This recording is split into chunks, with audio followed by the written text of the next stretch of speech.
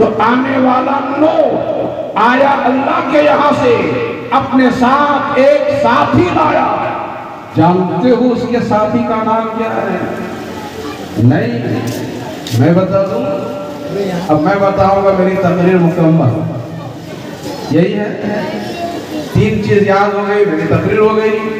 آنے والے کا نام، آنے والے کا نام زور سے بولو.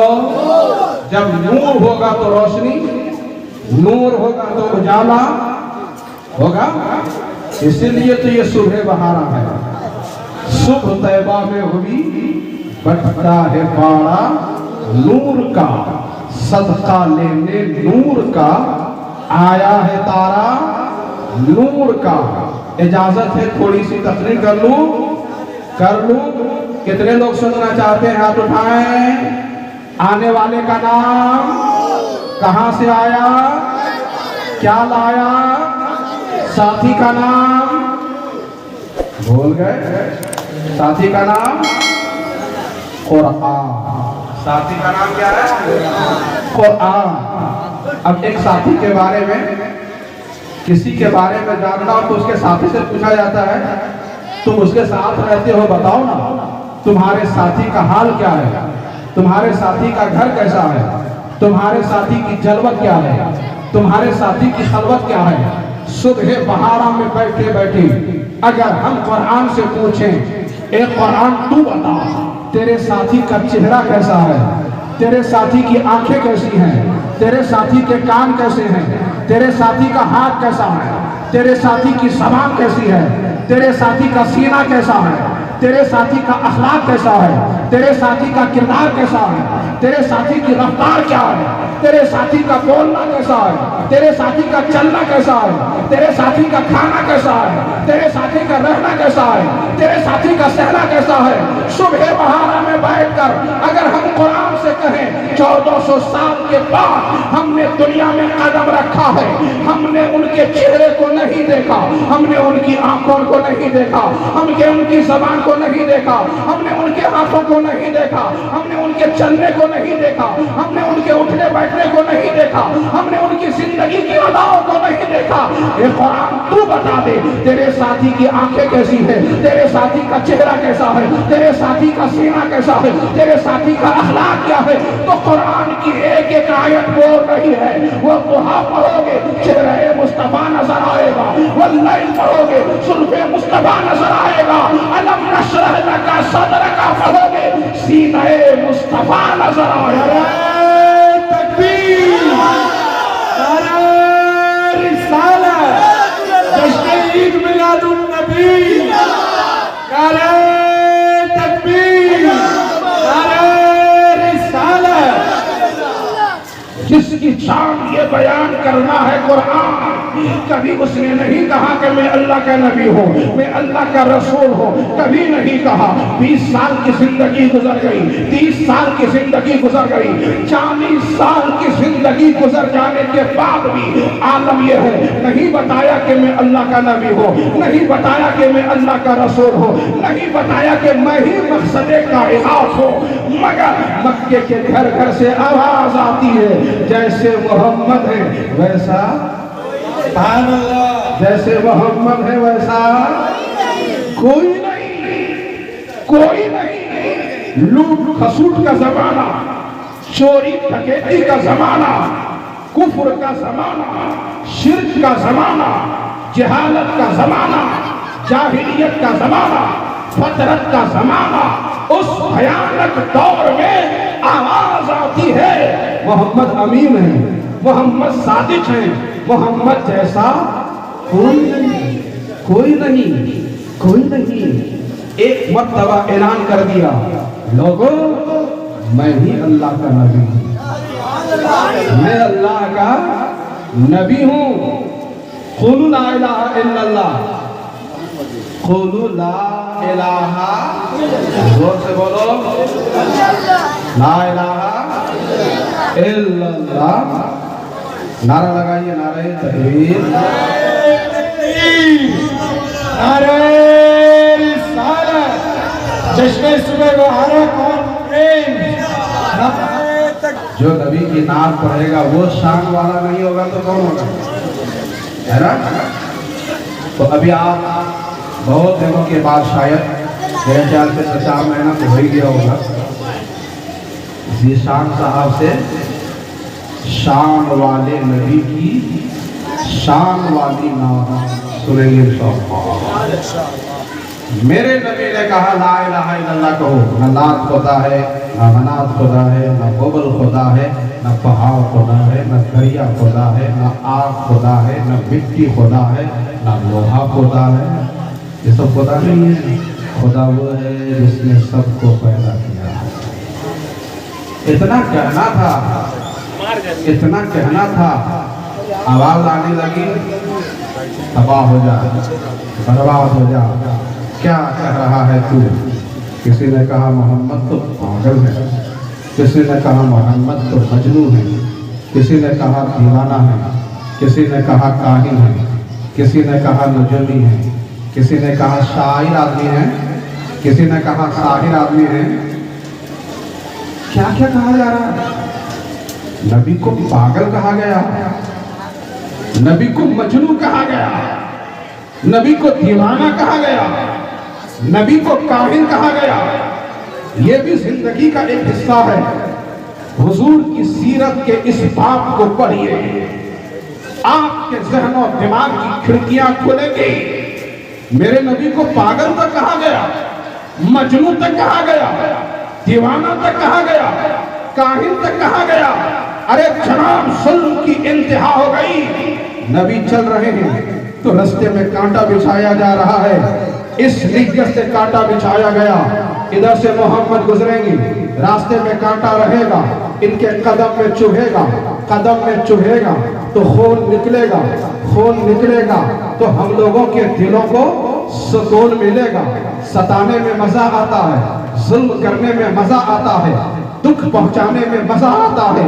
کونین کے دولہا کے تلووں میں کانٹا چبھانے کا مقصد ہے، مگر انہیں کیا خبر جن کے رستے میں کانٹا بچھایا ہے ان کی شان کیا ہے۔ میرے پیغمبر نے جب ان بچھے ہوئے کانٹوں کو دیکھا تھا تو راستہ نہیں بدلا تھا، انہی بچھے ہوئے کانٹوں پہ قدم رکھ کر کے کہا تھا مکے والوں پہچان لو، جیسے پھولوں کے نبی محمد ہیں ویسا ہی کانٹوں کے بھی نبی محمد ہیں۔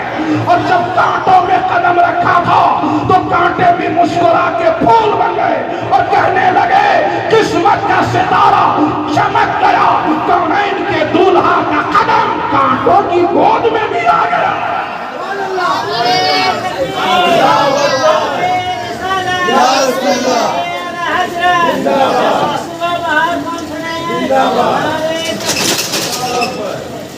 ایک دشمن نے پتھر پھینک کے مارا، نبی کی پیشانی پہ لگا، نبی نے بد دعا نہیں کیا، نبی نے بدلہ نہیں لیا، نبی نے انتقام نہیں لیا، راستہ بدل لیا، گھر کی چوکھٹ پہ قدم رکھ دیا، گھر کے اندر خاتون جنت سیدہ کائنات طیبہ طاہرہ زاہدہ متقیہ عابدہ حضرت فاطمہ الزہرا کی نظر پڑ گئی۔ اللہ یہ خون کیسے نکلا؟ کیا کسی نے تکلیف پہنچایا؟ بد دعا کرنا چاہا تو رحمت للعالمین نے رحمت بھرا ہاتھ اٹھایا، خبردار بیٹی تو رسول کی بیٹی ہے، تیری زبان پاکیزہ ہے، اس زبان پہ کہیں بد دعا آ گئی تو اللہ کا عذاب نہ آ جائے۔ میں عذاب لانے والا نبی نہیں ہوں، میں تو رحمت للعالمین بن کر کے آیا ہوں۔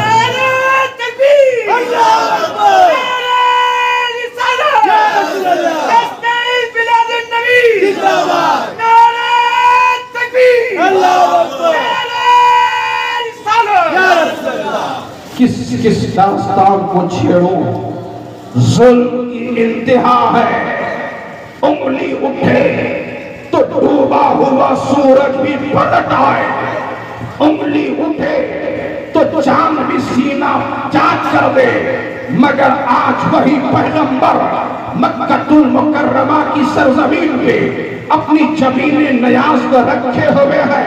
सरे अक़दस को सजदे में रखे हुए हैं।